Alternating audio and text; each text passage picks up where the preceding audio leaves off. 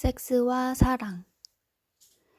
식물원에서 첫 키스를 한 뒤 라비는 두 번째 데이트를 위해 하우카의 태국 레스토랑에서 저녁 식사를 하자고 제안했다. 식당에 먼저 도착한 그는 웨이터를 따라 지하층으로 내려가 바닷가재가 놀랄 만큼 우글거리는 수족관 옆 좌석에 앉는다. 그는 몇 분 늦는다. 낡은 청바지에 운동화를 신고 평소에 착용하는 렌즈 대신 안경을 끼고 화장도 안 한 얼굴이다. 대화는 어색하게 시작된다. 지난번에 그 친밀했던 사이로 되돌아갈 방도가 도무지 안 보인다. 다시금 단지 아는 사이가 되어버린 것 같다. 그들은 라비의 어머니와 커스틴의 아버지, 그리고 둘 다 알고 있는 몇몇 책과 영화에 대해 얘기한다. 하지만 그는 감히 그녀의 손을 건드리지 못하고 어쨌든 그녀의 손도 좀처럼 무릎을 떠날 줄 모른다. 그녀가 마음을 바꿨을 것만 같다. 그러나 식사 후 거리로 나오자 긴장은 사라진다. 우리 집에 가서 차 한잔 할래요? 허브차 같은 거? 그녀가 묻는다. 여기서 멀지 않아요.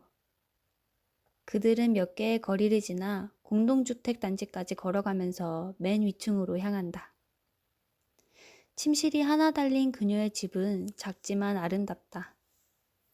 창밖으로 바다가 보이고 벽에는 그녀가 하일랜드 곳곳을 찍은 사진들이 쭉 걸려있다. 침실을 살짝 들여다보니 침대 위에 옷들이 산더미처럼 쌓여있다. 갖고 있는 옷을 죄다 입어보다가 문득 이런 생각이 드는 거예요. 이게 웬 난리람? 그녀가 큰 소리로 말한다. 다들 그러잖아요. 그녀는 주방에서 차를 끓이고 있다. 그는 어슬렁거리다가 차상자를 집어들고는 캐모마일이란 단어가 얼마나 특이하게 쓰여 있는지 지적한다. 아주 중요한 것들을 다 알아채시네요. 그녀는 친근하게 농담으로 응수한다. 그는 그 말이 왠지 유혹처럼 느껴져 그녀에게 다가가 부드럽게 입을 맞춘다. 키스는 오랫동안 계속된다. 주전자가 끓어올랐다가 잠잠해지는 게 들린다. 라비는 얼마 더 나아갈지 고민한다. 그는 커스틴의 목덜미와 어깨를 차례로 어루만진다. 용기를 내어 가슴께를 조심스레 어루만지고 헛되이 반응을 기다려본다. 오른손이 그녀의 청바지로 진격하여 양쪽 허벅지를 따라 가볍게 쓸어내린다. 이제 두 번째 데이트에 어울리는 행위의 경계선에 도달했다는 느낌이 든다. 그럼에도 한 번 더 과감히 손을 아래로 뻗어 이번에는 약간 더 의도적으로 허벅지를 쓰다듬고 그 사이로 리드미컬하게 힘을 가한다. 이것으로 라비의 삶에서 가장 에로틱한 순간들 중 하나가 시작된다. 커스틴의 손의 힘을 느끼며 허리를 아주 약간 앞으로 내밀어 그의 손길을 받아들이고 다시 한번 약간 더 앞으로 내민다. 그녀의 눈을 뜨고 그에게 미소를 짓는다. 그도 미소로 화답한다. 바로 거기에요. 그녀의 말에 지퍼 아래쪽에 아주 특정한 곳에 그의 손길이 멎는다. 이 행위는 1분가량 지속된다. 이제 그녀는 팔을 아래로 뻗어 그의 손목을 잡고 약간 위로 끌어당겨 버튼을 풀게 한다. 그들은 함께 그녀의 청바지 지퍼를 내린다. 그녀는 그의 손을 잡고 팬티의 검은 밴드 안으로 이끈다. 그는 그녀의 따뜻함을 느끼고 1초 후에는 확실한 받아들임과 흥분을 상징하는 촉촉함을 느낀다. 그녀의 청바지는 활짝 열리고 두 사람의 얼굴은 똑같이 달아오른다. 라비의 입장에서 성적 흥분은 안도와 짜릿함의 혼합물로 그 일부는 커스틴이 사실 그런 것들을 마음에 품고 있으면서도 그렇게 오랫동안 내색조차 하지 않았다는 사실에서 분출한다. 그녀는 그를 침실로 이끈 뒤 옷더미를 발로 차 바닥으로 치운다. 침대 옆 탁자 위에는 그녀가 읽고 있는 조르주 상드의 소설이 놓여 있다. 그는 그 이름을 들어본 적이 없다. 또한 탁자 위에는 귀걸이 몇 개와 커스틴이 초등학교 밖에서 교복 차림으로 어머니의 손을 잡고 찍은 사진이 놓여 있다. 내 비밀을 모두 숨기진 못했네요. 그녀가 말한다. 하지만 얼마든지 훔쳐봐도 돼요. 밤하늘엔 만월에 가까운 달이 떠 있다. 커튼을 젖힌 채로 놔둔다. 서로의 몸이 엉킨 상태에서 그는 그녀의 머리를 쓰다듬고 그녀의 손을 꼭 쥔다. 그들의 미소는 아직 수줍음을 완전히 털어내지 못했음을 나타낸다. 그는 그녀를 어루만지다가 말고 언제 처음으로 이러고 싶은 마음이 들었는지를 묻는다. 자만심이 아니라 감사와 해방감이 불러일으킨 의문이다. 상대의 답 없이는 단지 음란하거나 탐욕스럽거나 가엾기만 할지도 몰랐을 욕망이 감사하게도 상호적이었음이 밝혀진 것이다. 실은 거의 처음부터였습니다. 라비칸 씨. 그녀가 말한다. 궁금하신 게 더 있나요? 사실은 그래요. 물어보세요. 좋아요. 그러면 어느 지점에서, 그러니까 뭐라고 말해야 하나? 원하게 되었는지. 섹스를요? 뭐 그렇죠. 이제 무슨 뜻인지 알겠어요. 그녀가 놀리듯이 말한다. 솔직히 맨 처음에 레스토랑으로 걸어갈 때였어요. 당신 엉덩이가 예쁘다는 걸 그때 알았죠. 당신이 따분하게 우리가 해야 할 일들을 늘어놓는 중에도 내내 그 생각만 했어요. 그날 밤 우리가 지금 누운 바로 이 침대에 널브러져서 그 엉덩이를 쥐어보면 어떨지 상상했어요. 이런, 여기까지. 나도 부끄러워지려 하네. 아무튼 그 순간이겠네요. 훌륭해 보이는 사람들이 겉으로는 친근한 농담에만 관심 있는 것처럼 보여도 속으로는 대단히 육감적이고 노골적인 환상을 품고 있을지 모른다는 생각에 라비는 무척이나 놀랍고 즐거워지는 동시에 근저에 일렁이는 자신의 성욕에 대한 죄의식을 가라앉힐 수 있는 힘도 즉시 검어진다. 매우 음전하게만 보였던 그때에도 늦은 밤 그에 대한 환상을 품었을지 모르며 지금은 이토록 열정적이고 솔직하다니. 이런 발견으로 이 순간은 라비의 인생에서 가장 황홀하고 멋진 순간 중 하나로 자리 잡는다. 사랑의 행위가 끝나자 새벽 2시다. 어둠 속 어디에선가 올빼미가 울고 있다. 커스틴은 라비의 팔에 안겨 잠이 든다. 그녀가 신뢰와 편안함을 느끼며 고이 잠의 물결 속으로 미끄러져 들어갈 때 그는 그 경계에 멈춰서서 기적 같은 하루를 끝내길 거부하며 중요한 순간들을 되짚어본다. 그녀를 바라보고 있자니 입술이 가늘게 떨리는 것이 마치 뜻모를 밤의 언어로 혼자 책을 읽는 것 같다. 이따금 그녀는 갑자기 깨어나기라도 한 듯 놀라고 겁먹은 모습으로 도움을 호소한다. 기차! 라고 외치거나 훨씬 더 다급하게 내일이네, 날짜가 바뀌었어 라고 소리친다. 그는 아이를 데리고 혼잡한 도로를 건널 준비를 하는 아버지처럼 그녀를 안심시키고 손을 잡아준다. 그들이 마친 행위를 사랑을 나누다 라고 칭하는데 수줍어할 일도 아니다. 그들은 단지 섹스를 한 것이 아니라 서로의 감정, 인정, 애정, 감사, 내맡김을 물리적 행위로 옮긴 것이니. 라비의 경우 섹스를 둘러싼 어느 정도의 부끄러움과 은밀한 습성을 12살 때 시작되었다. 물론 그전에도 사소한 거짓말과 일탈이 덜어 있었다. 아버지의 지갑에서 동전 몇 개를 훔쳤고 친척 오틸리 아줌마를 좋아하는 척만 했으며 어느 날 오후 코르니슈 근처에 있는 그녀의 비좁고 답답한 아파트에 찾아가 영리한 반 친구 미셸의 공책에서 대수학 숙제를 한 단락 통째로 베낀 적도 있었다. 하지만 그런 위반 때문에 원초적인 자기 혐오를 느낀 적은 단 한 번도 없었다. 어머니에게 그는 언제나 마우스란 애칭으로 불린 다정하고 속 깊은 아들이었다. 마우스는 거실에서 커다란 캐시미어 담요를 덮은 채 어머니에게 꼭 안겨서 그녀가 매끄러운 이마에서 머리를 쓸어 넘겨주는 걸 좋아했다. 그러다 어느 시기부터 갑작스레 마우스의 머릿속을 온통 그보다 두어 살 더 많은 여학생들이 채웠다.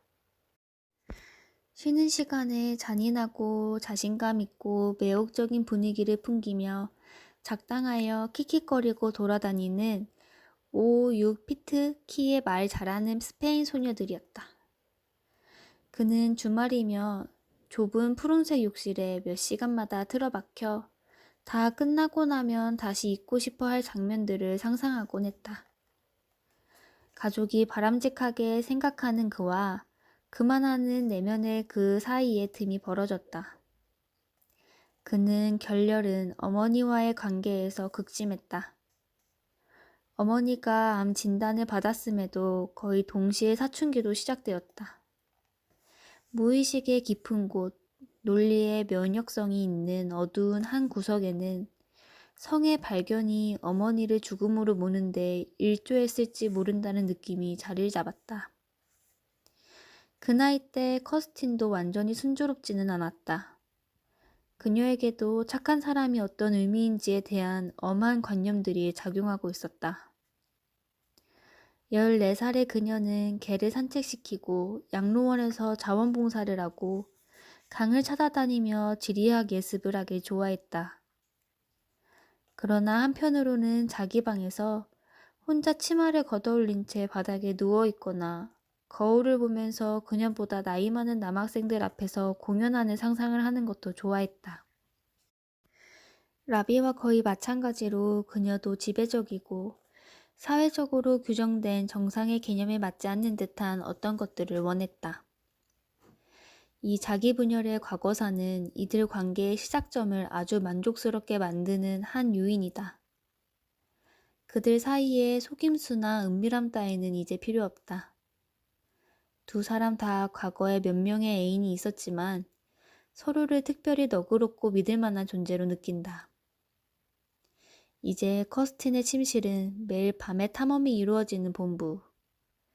그들이 성욕에 이끌려 갈망하는 유별나고 희한한 많은 것들을 재단당할 두려움 없이 드러낼 수 있는 공간이 된다.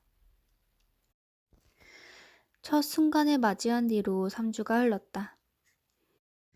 라비는 손가락으로 커스틴의 머리를 거칠게 훑어내린다. 그녀는 머리짓과 여린 신음으로 더 많이, 제발 더 세게 해주면 좋겠다는 뜻을 내비친다. 그녀는 연인이 머리채를 움켜잡고 조금 난폭하게 채주길 원한다. 라비에게는 까다로운 진전이다.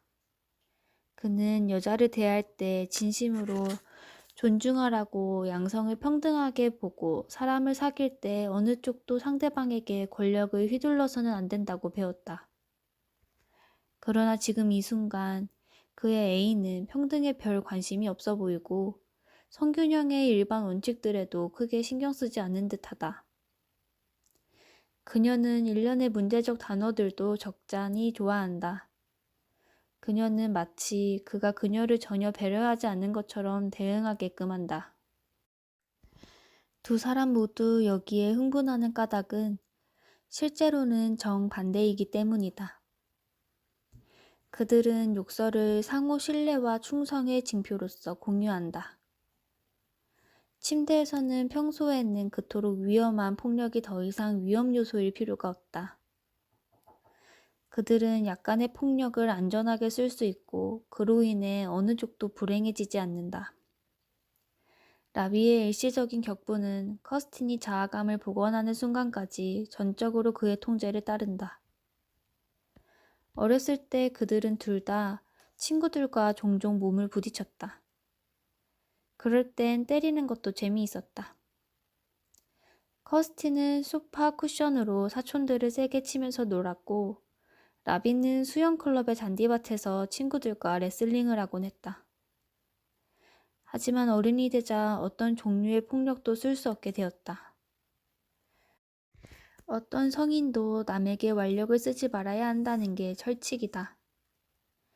그러나 연인의 놀이라는 영역 안에서는 한 대쯤 치거나 살짝 때리고 맞는 것도 이상하게 즐거울 수 있다. 가끔은 격렬하고 집요할 수도 있고 야만의 경계에 가까워질 수도 있지만 사랑이라는 안전한 울타리 안에서는 어느 쪽도 다치거나 죽을 위험을 느끼지 않는다. 커스티는 상당히 엄격하고 권위 있는 여성이다. 직장에서는 한 부서의 관리자로 그녀의 연인보다 높은 보수를 받고 있으며 자신감이 넘치고 남을 이끄는 사람이다. 그녀는 어렸을 때부터 제 앞가림을 할 줄 알아야 한다고 생각해왔다. 그러나 라비와 함께 침대에 있을 땐 나머지 삶의 피곤한 요구에서 벗어나는 일종의 탈출구로서 다른 역할을 하고 싶어하는 자신을 발견한다. 그에게 순종하여 사랑하는 사람이 그녀에게 정확히 뭘 해야 할지 말해주게끔 하고 그녀에게서 책임과 선택권을 가져가게끔 하는 것이다. 과거에는 그런 생각에 전혀 끌리지 않았지만 그건 단지 우두머리 행세를 하는 사람일수록 신뢰할 수 없다고 믿었기 때문이다. 그런 사람들은 라비처럼 진심으로 친절하고 선천적으로 비폭력적인 사람으로 보이지 않았다.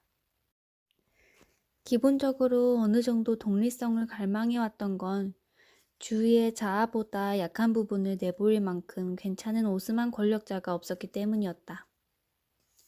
한편 라비는 성인이 되고부터 항상 남 위에 군림하려는 태도를 빈틈없이 통제해야 했지만 더 깊은 자아에서는 좀 더 가차없는 면모의 본성이 있다는 것을 의식하고 있다. 그는 다른 사람들에게 무엇이 가장 좋은지, 그들이 뭘 자초하고 있는지를 알고 있다고 확신하곤 한다. 현실 세계에서는 지방의 도시 설계 회사에 다니는 힘없는 하급 직원으로 자신의 생각을 표현하기가 상당히 꺼려지지만 커스틴과 침대에 있을 때에는 습관적인 신중함을 벗어던지고 보스포러스 해안의 대리석과 옥으로 지은 궁전의 하렘에서 술레이만 대제가 강제했을 법한 절대 복종을 요구하는 간청이 느껴진다. 두 사람은 주말에 비행기를 타고 암스테르담으로 가던 중 북해 위에서 화장실로 숨어든다. 이들은 반공개적인 장소에서 해보고 싶은 열망이 생겼고 갑작스럽고 위험부담이 있지만 그들의 성적인 면과 그들이 평상시에 사람들 앞에서 보여줘야 하는 좀 더 공개적이고 공식적인 페르소나 양쪽의 전율을 흐르게 한다. 심리적으로 해방된 그 뜨거운 순간에 그들은 의무, 익명성, 통제에 도전하고 있다는 느낌이 든다. 그들의 쾌락은 문 패널 한 장 밖에 있는 아무것도 모르는 240명의 승객 때문에 더욱 강렬해진다. 비좁은 화장실이지만 커스티는 용케 라비의 지퍼를 내리고 그를 입안에 넣는다. 과거에 다른 남자들한테는 이렇게 하길 거부했지만 라비와 함께라면 확장된 형태의 사랑에서 항상적이고 강력한 행위가 된다. 그녀 자신의 가장 공적이고 가장 점잖해 보이는 부위 안으로 연인의 가장 더러워 보이고 가장 은밀하고 죄의식이 집중된 부위를 받는다는 것은 더러움과 깨끗함, 나쁨과 좋음을 가르는 엄한 이분법에서 상징적으로 두 사람을 함께 해방시킨다. 그 과정에서 시속 400km로 스웨베닝원을 향해 얼음처럼 찬 하층 대기를 가르며 날아가는 동안 분열되고 수치스러웠던 자아는 온전한 모습을 회복한다.